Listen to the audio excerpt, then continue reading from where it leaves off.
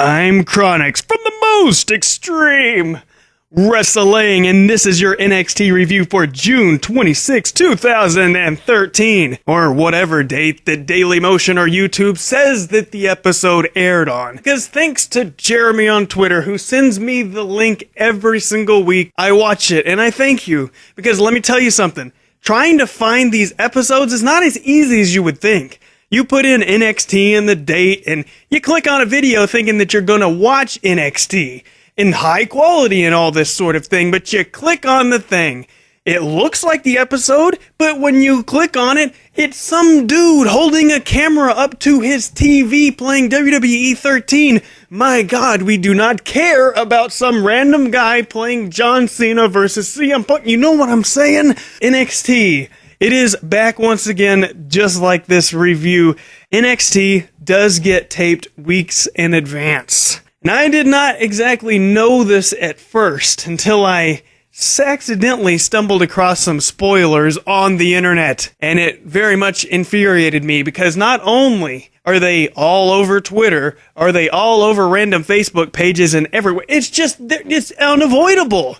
But my friends, I am going to avoid giving you any spoilers. I'm going to avoid them like the plague. Yes, just like I avoid cliches like the plague. But yes, the yellow ropes are back in the Full Sail University. And guess who else is back? William Regal. It looks like he has fully recovered from his beatdown at Antonio Cesaro on Raw from a few weeks back. But we start off tonight with Big E Langston, which on NXT, for whatever reason, is a good guy. And everybody loves and cheers this man. They have signs supporting him and everything, which I'm all good with, because on this show, he's pretty awesome. He's got his pyros and his smoky dust clap thingy that he does. And tonight, he's facing Aiden English. For whatever reason, looks a lot like Freddie Mercury. Not just a lot, pretty much just like him. He's got the mustache, he's got the hair, and he's even got those tights. But Freddie Mercury, now he's here, now he's there, and he was gone. The referees didn't even get to talk about this match. They were still making small talk while Big E Langston was pinning this man to the ground after doing his finisher to Aiden English. And then, after he beats him, Big E does his 5 count gimmick where he pins them again and just counts to 5. He doesn't need 3. The man can pin somebody in a 5 count. And the crowd says one more time. And he obliges them by getting back in the ring. And poor old Freddie Mercury gets demolished again. And another 5 count. So Big E Langston looking impressive once again. And I say thumbs up to that. We have another Divas match in the tournament for the NXT Women's Championship. And I'm like, yes, I love this tournament. And I think it just brings up even more sentimental thoughts in my brain, because I think it is June is this month, right? Isn't that the month of the once King of the Ring? And it just, that tournament just brings up those sentimental thoughts in my brain. First, we have Emma. She's doing a backstage interview and she's blowing bubbles. And I was just kind of confused about this, because I was like, what is her gimmick? I'm not really sure. She was looking a little bit absent-minded, a little bit airheaded. I wasn't sure. But the interviewer tells her that she's taking on Oksana tonight. And Emma is like, all right, well, hold on. I got a match with Oksana, okay? So hold my bubbles, her little bubble gun, right? And as she walks off, the interviewer tries to blow her own bubbles, and Emma comes back and was like, no, you do not get to do that. And I was just like, what?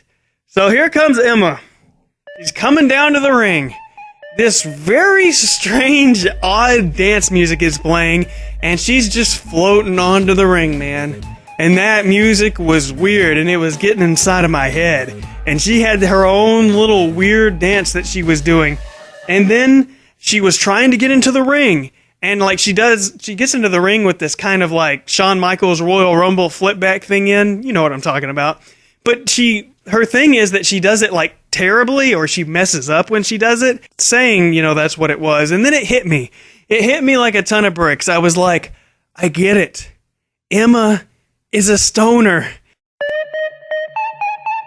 And I love it. It's just so, it's like they don't say that's what it is, but it's pretty apparent. The look on her face, her attitude, she's blowing bubbles, and she's got this weird, like, hypnotic, strange dance thing that she's trying to do, or at least that's what I think is going on in her head. She's dancing around and all this strange music is playing. I think she's a stoner, guys. But tonight, she's taking on Oksana. And I was like, oh no. Please no, because Oksana, man, I don't know what it is, but every time I see her on Raw, she has some of the most horrific matches I've ever seen, right? Surprisingly, she didn't do bad in this match. Now, granted, she didn't really do any moves. Most of the moves that she did was like chops and pins and rolling around and stuff. But you know what, my friends? I'm not going to falter for that. I mean, I don't care that she didn't do a Hurricane Rana or did a perfect arm drag or whatever. All I really care about is having a good, entertaining match. It doesn't really matter to me how many technical maneuvers she performed or whatever, but she rolled around the ring and she had a decent match, I guess you could say. It wasn't bad. It just wasn't full of a bunch of technical stuff, which I'm fine with. But Emma comes away with the victory, and I was super excited about this. And, man, I don't know, Oksana in the past, I never really was digging her outfits and everything, but this outfit tonight, I was all about it. And yes, if you see the match, you'll see what I am talking about. But Emma wins by a sick-looking submission. I mean, it was crazy. And Oksana was just screaming and hollering and like, I tap out, I give up, I've had enough. So afterwards, Emma has a dance, and there's kids coming in the ring, and they do her dance with her, and they have lots of fun. So there you go. Now, Leo Kruger, he's had some vignettes last week, and I guess before. He's the man that every time he speaks, every time I see him, all I can think is the Mandarin.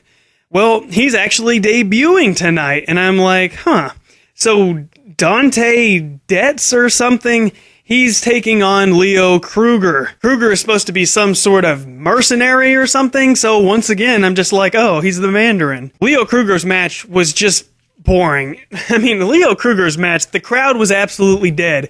And I almost fell asleep because you got William Regal over there just talking so melodically. It was putting me right to sleep. They acted like they didn't care, and they weren't scared of this man. You know, I think Leo Kruger was supposed to be kind of scary. I mean, judging by his vignettes and everything and the way he came out, he's supposed to be very bizarre and scary.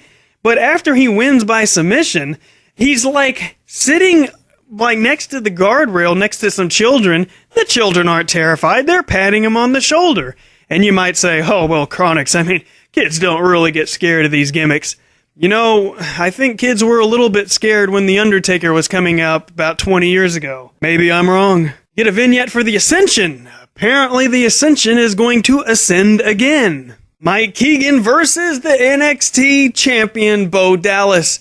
Bo Dallas coming out, still a bad guy. I mean, he went to Disney World and he wasn't wrestling last week or whatever. It has a pretty quick match with Mike Keegan, and Bo Dallas wins. And I'm just like, well, that was anticlimactic, I guess. But after the match, the Mandarin comes in, does a suplex and a clothesline.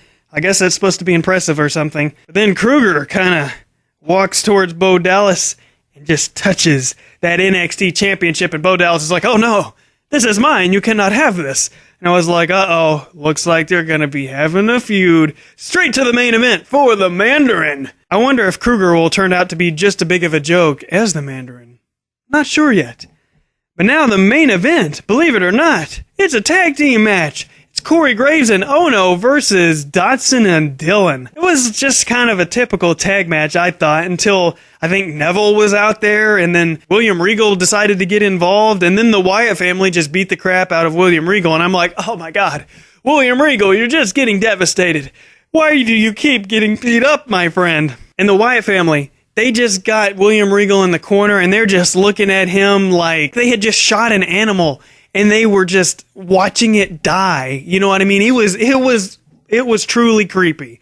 But that's how NXT went off the air. Let me tell you, I love me some NXT. Now, let me talk about, now as you guys probably know, about a week and a half ago, Crystal went on her business trip to Florida.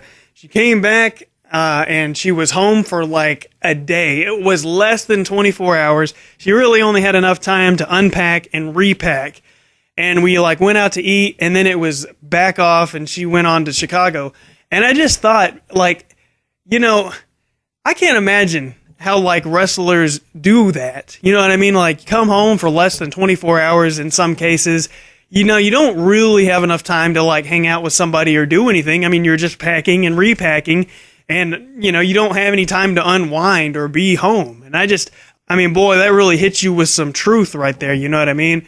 But she went on to Chicago, and she's doing some business stuff up there and in the surrounding areas. But she's finally going to be back, my friends. She's going to be back on Saturday, and I'm super excited for that because I've been all alone here all week, and plus with no camera. You might have noticed that I did actually use a camera for the Raw review with my friend Mocha Bane. Well, I had to use an old, crappy camera. It was decrepit. The zoom, like, it doesn't work. Like, you have to shake the camera to make the little lens come out, and sometimes it doesn't work. It was just a mess. I only could record 10 minutes at a time. It's not widescreen. The audio quality is not the best. The battery was dying. So our Raw review was like, it was a mess. We got through it, but man, it was a mess. And I'm so glad she's going to be back. So glad I'll be able to use the camera again because, man, you know I love making videos, you know I love editing and all that type of stuff and making wrestling videos and everything. And it's like, the thing that I do my hobby with is not there. My hobby is not there, and I'm all alone and my wife is not here. So what do I do? Well, I'll tell you what I've been doing. I've been doing YWF Mayhem, my friends. It's a cause show that I do with Marco Rose. You know, he does the commentary on Explosion. I do the commentary on Mayhem, and I do the editing for the show, and you know, I do a lot of stuff, doing a lot of hard work on that show to make it good. We incorporate a lot of ideas, wrestling storylines, and things like that, and that we feel are missing from wrestling, or things and ideas of storylines that we're like, yeah, wouldn't it be cool if they did this?